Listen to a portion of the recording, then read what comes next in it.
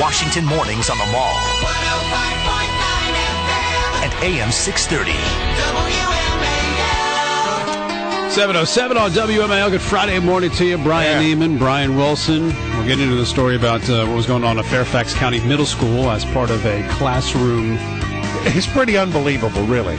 It was a classroom assignment, and basically they were asked to do opposition research on Republican candidates. We'll get to that coming up. KT McFarland's on the line, Fox News national security analyst. Good to talk to you again, KT. How are you? Great. Good morning, guys. I don't know if you read the piece in, I forget where it was, but I saw it on Real Clear Politics, but Ralph Peters wrote it, retired military. He's on Fox on a regular basis. He's a Fox News contributor, as am I. Yeah.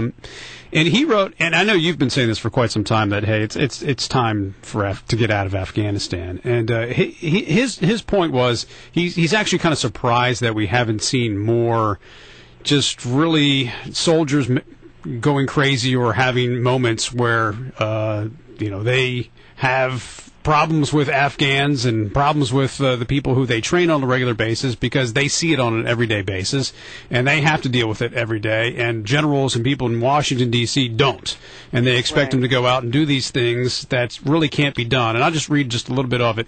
He said, now that we're told we have to stay to build the Afghan military and police, and he says, Jesus, Mary, and Joseph, and Allah's knickers too, we've been training and equipping the Afghan army and the Afghan cops and the robbers for 10 years. In World War II, we turned out a mass military of our own in a year or so.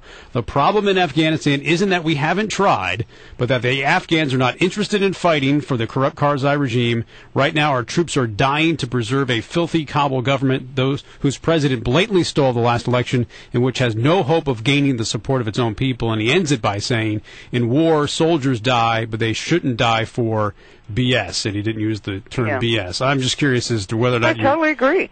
The Afghanistan is a three-legged stool. One leg is the military, and that's our military. And we have been very successful in the last several years in Afghanistan. We've taken back territory from the Taliban. The Taliban's on the run. But you can't sustain it. Why? Because of two other legs of the stool. Every time we defeat the Taliban, they run across the border into Pakistan, they regroup, they come back to fight another day. That's the second leg. And the third leg is that corrupt Karzai government. After 10 years, they have not managed to consolidate the country, to train a military, and what's 11 years going to do? Is it going to make any difference? No. So I feel like there's been this switch then, that Republicans are saying, hey, it's time to pull out of Afghanistan. Well, I'm a Republican who said that 5 years ago, the first time I started going to Afghanistan. All right, so does the Obama administration have the right policy then in Afghanistan? No, and how do you pull out of Afghanistan? How should it be done? Problem. Well, you don't get 90,000 people on an airplane and get home by Sunday. You've got to start a drawdown. It'll probably take you a year to draw down. I mean, if you go to Afghanistan, it's a country that's probably not even in the 14th century, except for what we have done in the last 10 years to build them up. And we have bases, we have military equipment, we have infrastructure stuff. The infrastructure we probably leave, but it's going to take a good 10 years to come home. And how do you come home? You can't come home the way you came. The way you came was through Pakistan. Pakistan is no longer a safe way to come home. So then you put everybody and everything and every tank, and every rifle and every man and every training equipment stuff all on airplanes and come home. Well, that's a long time to get everything home. So I think even if you started today, it would take a year. Now, should you leave some residual force there to do counterintelligence, to do counterterrorism, to fly drones to get bad guys? Sure.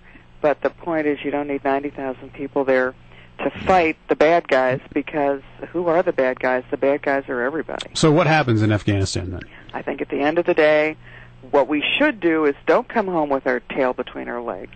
Hold our heads up high and say, look, our goal was to get rid of Al-Qaeda in Afghanistan. We have done that, and we have done that and kept them out for 10 years. So it's time. But does Al-Qaeda come back if we have a slow pullout? No, Al-Qaeda's moved on. They don't want any Afghanistan any more than anybody else does. Does the Taliban come back in? Does the Karzai? Taliban does come back in. And does Karzai survive? He's gone now. Probably not. I think there's a multi-party civil war. The Northern Alliance troops, which Karzai will try to rally to himself, whatever Karzai can pick off out of the Afghan National Army, will fight. The Taliban, and remember, there's not one Taliban, there's several Talibans. They'll probably all fight each other. Warlords will fight. Drug lords will fight. And Afghanistan will go back to what Afghanistan always is, which is violence. Now, what will happen with the powers around Afghanistan is Iran will probably try to take western Afghanistan, which is Herat, or at least have influence over, the same way they want to have influence over Iraq, particularly the Shiite communities in Iraq. India will probably ally with the Northern Alliance tribes to destabilize Afghanistan because they want a destabilized Pakistan. They don't want Pakistan to threaten them. Pakistan will probably ally with some of the Taliban, the Pashtun Taliban tribes that they've been harboring all along. So yeah, I think it probably descends into a lot of civil war that's unstable for a long time. All right, I want to talk about another national security issue. We don't often think of it as such, but it is, and that's oil. We have a national security interest in making sure we have a reliable source of oil. Are we doing everything? Safe, secure, and abundant is what we want. That's right. And now, how does Iran figure into all of this when it comes to our oil? Well, just look at where we are in the world today, and look at what we've fought over for the last 100 years as a society, as societies. Since the Industrial Revolution, the countries which have had abundant energy have been wealthy beyond imagining, and the countries which have not had it have gone to war to secure it. That's why Japan attacked Pearl Harbor. That's why World War II, the Germans went into the coal fields of Central Europe. That's World War I, same way. All the Gulf Wars, exactly the same reason. So, we have, since the 1973 Middle East Arab oil embargo, when the Arabs embargoed oil to the United States after the 1973 October War, we have been on our knees looking for oil. We've been beholden to Iran. We've been beholden to the entire Middle East because they've got the oil and we didn't. I was in the Nixon administration, the Ford administration, the Reagan administration. Any one of these presidents, and I'm sure the Democrats in between, would have been thrilled if they could have gotten off Arab oil, off Iran's oil, off Middle East oil, and not have to be dragged into every little catfight that happens in that part of the world. And now in the last 3 years, we have developed the ability to do that. Our engineers have been able to look now deep underground and deep under the oceans to see if there's anything there. And that technology has allowed them to find out that we have more than Saudi Arabia. Exactly. We are the richest, oil-rich, natural gas-rich region in the world. And we've also developed in the last 2 or 3 years the technology to get it out of the ground cheaply, safely, and competitively. And what's missing? A president who says,